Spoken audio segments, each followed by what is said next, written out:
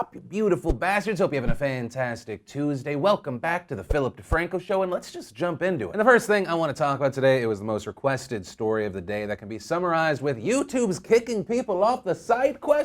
No, not really. But some creators are being pushed away, and the door is closing on future creators of certain genres. And the reason we're talking about this, the reason it is so highly requested, is that Ethan and Hila from the massive YouTube channel H3H3 Productions put out a video called "We're at an Important Crossroads in Our Lives," and the thumbnail says, "Goodbye YouTube." And in the video he explains that one of the massive changes from YouTube that Hank Green has called the adpocalypse, it's effectively shut down advertising on their main channel. Whether it's because YouTube is directly demonetizing their video because they're saying that doesn't fit our guidelines, or, and this is what we're seeing more and more, the videos are being categorized as either having profane language or one of several different things it can be tagged as that many advertisers are going to opt out of on an across-the-board level. And YouTube changing their backend in this way for advertisers is very obviously because advertisers started to boycott. So YouTube changed a lot of things in an attempt to put out that fire. Now, something I've stated in the past, and I still believe, is that we are not automatically deserving of advertiser money. But once again, a big part of this problem is YouTube's lack of transparency and lack of reaching out to creators and showing them what's changing. YouTube did throw it out into the world that videos could now be categorized as sexually suggestive, sensational and shocking, point out that there's profanity and rough language, and they would allow advertisers to opt out of certain tiers of that content. But they do not provide in our dashboard an area where we can see which videos got labeled what. For example, today's video, which goes a little more sexual, last week when we had to show a lot of video evidence that was really rough to watch. I can understand that, but if there's no information put in front of my face or other creators' face, there's no way that we can really learn. There's really no way where we know where the lines exist. It's very much a gray area. In my other videos, when everything is pretty much PG or PG-13, am I still gonna get dinged because I call you beautiful bastard? I don't know. Instead, I have to wake up to Wired.com articles, where I have to find out that Google is working with agencies to hire outside workers who are rendering judgment on our video. And whatever judgment they come to, except the video is completely fine or the video is demonetized, we don't know. And this is disappointing to me because there was other YouTube news that had me hopeful. You might have seen the headlines: YouTube fix brings 12 million videos back to restricted mode. This is important. The adpocalypse and restricted mode, they're two separate things but also somewhat connected. YouTube advertises restricted mode as a way for schools and libraries to filter out mature content. And you might remember this. There were a lot of people that were complaining, but it didn't really gain mainstream attention until the LGBT community said, we're also being blocked. And we're getting blocked on videos where we're just discussing being gay or being bi. And so then YouTube acknowledged that this wasn't working as intended and vowed to fix it. And then we recently got the news from Joanna Wright, the VP of Product Management, who said, on the engineering side, we fixed an issue that was incorrectly filtering videos for this feature. And now 12 million additional videos of all types, including hundreds of thousands featuring LGBTQ+ content, are available in restricted mode. And I rejoiced. I put YouTube in restricted mode. I went to my channel and found that 4 videos from the past year and a half, those are still the only ones available on my channel. Which, even if we said it wasn't a year and a half, it was just a year, and I only posted 4 videos a week, which I actually posted more. That means that 98.1% of my archive, minimum, 98.1% of my archive is mature and not viewable in restricted mode. Which I know then a lot of people ask, well, why are you being so blanketly blocked? But CNN, Fox News, the Young Turks, they have what seems to be a massive archive in restricted mode. And to that I would respond, I'd have to dedicate a lot of time. I imagine some of their videos are being blocked, but of course it does make me ask the question, why almost all of my videos, but that's not the case elsewhere? I don't know, although I will say Joanna Wright does try to provide some transparency here in the post, writing, here are some clear guidelines creators should think about if they want their videos to appear in restricted mode. Discussion and depiction of mature topics. Drugs and alcohol. If you're talking about drug use or abuse, or if you're drinking alcohol in your videos, you will likely not be available in restricted mode. Sex. While some educational, straightforward conversations about sexual education may be included in restricted mode, overly detailed conversations about sex or sexual activity will likely be removed, noting that this is one of the more difficult topics to train our systems on, and context is key. Violence. If your videos include graphic descriptions of violence, violent acts, natural disasters and tragedies, or even violence in the news. Mature subjects. Videos that cover specific details about events related to terrorism, war, crime, and political conflicts that resulted in death or serious injury may not be available on restricted mode. Even if no graphic imagery is shown, inappropriate language including profanity like F-bombs will also likely result in your video not being available in restricted mode. So essentially treat yourself like a Disney star on a Disney show and not a Disney star in the real world. And once again, I don't want it to come off like I'm whining. If you really want to watch the show, just don't use that library or that school's internet. It's annoying, it doesn't feel like the treatment is equal, but I'm in YouTube's home. It's disappointing that it seems that YouTube thinks that I'm inappropriate for both advertisers and just general consumption. This kind of treatment will drive more and more creators to different platforms, as we saw with Ethan and Hila from H3H3. They're saying goodbye to YouTube, asterisk as much, saying they're going to stop posting as much on YouTube instead of like the 3 videos a week. They're going down to 1, making the smart move of moving their podcast over to Twitch, where they can live stream, get tips. And really, I think we're just seeing the beginning of this. They're going to push more and more creators away. And what sucks is, while it does suck for me, it does suck for many big creators out there right now,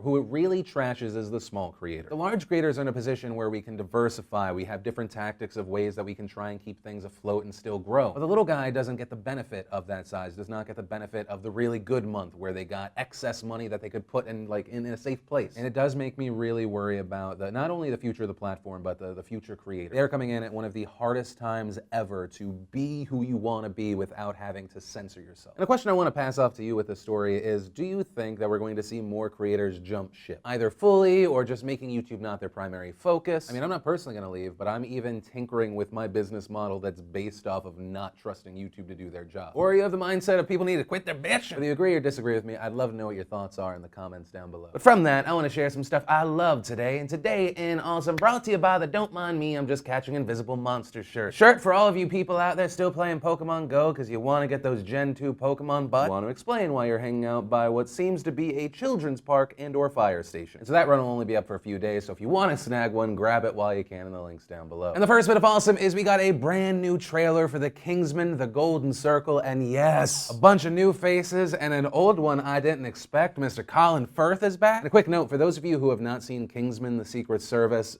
fix that. I'm not saying it's like the best movie ever, but it's so fun, and the scene at the church. Oh, the scene at the church? That's all I'll say. I don't want to ruin it for those who haven't experienced it. Main point, I am pumped for this movie. Then if you ever watched a nature documentary and you want to kind of have those ruined for you, got a fantastic video from Simon Cade for you. Got a film theorist video on Rick and Morty. Also, if you need some more Guardians of the Galaxy Volume 2, there's a little featurette out now. And if you want to see the full versions of everything I just shared, the secret link of the day, anything at all, links as always are in the description down below. Then, in the world is a horrifying place, and I'm so glad I live in the global equivalent of Disneyland news. And that's because, according to India Express, a leopard wandered into a village, and part of this was caught on video, specifically the standoff between the park ranger and the leopard. The video shows the park ranger on a roof slowly backing away. We don't see from what until, holy crap, the ranger has to jump off the roof to avoid the leopard strike. Also, I want to point out the scariest thing from this video, other than obviously a leopard jumping at a man. That leopard lands and then just keeps going like nothing happened. Now, the good news, and the reason I'm showing you this video, is that no one was killed. After 12 hours, the leopard was captured. It did injure 3 people, but there were no life-threatening injuries. They're reportedly not going to kill the leopard. They are going to relocate it to a zoo. And there's really no main point to this story except maybe, damn nature, you scary, or I'm so glad I live when and where I currently live. If I lived in hunter-gatherer times, I would be murdered in 3 seconds. Just done. Then, one of the most requested ridiculous stories that, one of the most requested stories was about the Arlen Robotics Service Droid 1.0, aka that dick-sucking robot that everyone's been talking about this week. If you didn't know, a company by the name of Arlen Robotics has launched an Indiegogo along with their campaign video. They advertise it as the first robotic droid capable of recreating intimate human oral interaction. And they go on to explain the Model 1.0 service droid started life as a personal project, created out of curiosity given the complete lack of quality male sex toys on the market. As an engineer, I knew there had to be a creative, affordable solution that would replicate human interaction. I just had to put my mind to it. And I will say, yes, most male toys look creepy as all hell. And in the video, they show what powers the core of the apparatus. They show what it can do to a popsicle and then later a banana. And I will also say personally, there's stuff said in the video that just creeps me out. Soft scented hair brushing and flowing over the waist and thighs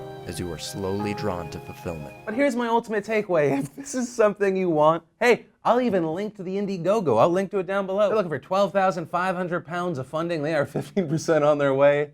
Power to you. I still stand by the fact that, yes, men do need toys, but I will never be interested in something I need closet space for. Also, anything that requires more than 20 seconds of prep is too long, not just because I'm impatient, but because that amount of time, I'm just gonna be thinking about what a weirdo I am. You ever heat up something horrible for yourself in the microwave and the entire time you're just thinking like, this is not a good choice for my life. It's like that, but with something that looks like a motorized car jack that you put your penis into. But maybe I'm alone on that. Then, what is it with today? Let's talk about 18-year-old Jonna Hines from Central Florida. She has made national news with a video that has received over 6.7 million views, and that's just the original. That stemmed from a Twitter poll where she wrote, "Y'all dare me to post a video of me using Damon's nuts as a beauty blender?" And after 100,000 people voted, yes won both the popular vote and the Electoral College. And then, yes, she posted a video to Twitter of her using her 20-year-old boyfriend's balls as a beauty blender on her forehead. And the internet rejoiced while also saying, "Girl, you nasty." I think some people sent me this story because they thought thought I was gonna slam this girl and this couple, but I am very much of the mindset of if you're not hurting anyone, that's fine. But what I will do is use this story as a reminder that if you are going to put something out on the internet, whether it is balls on your forehead or just a stupid statement, that is something that is going to live on the internet forever when you're applying for jobs, when you're maybe that relationship didn't work out and you're dating. Is that a first or a third day topic of keywords to avoid on Google? Your future kids, friends, family, whatever. Treat the things that you put out publicly on the internet like it was a tattoo on your body, or in this case, or in some cases, your face. What seems like a great idea in the moment,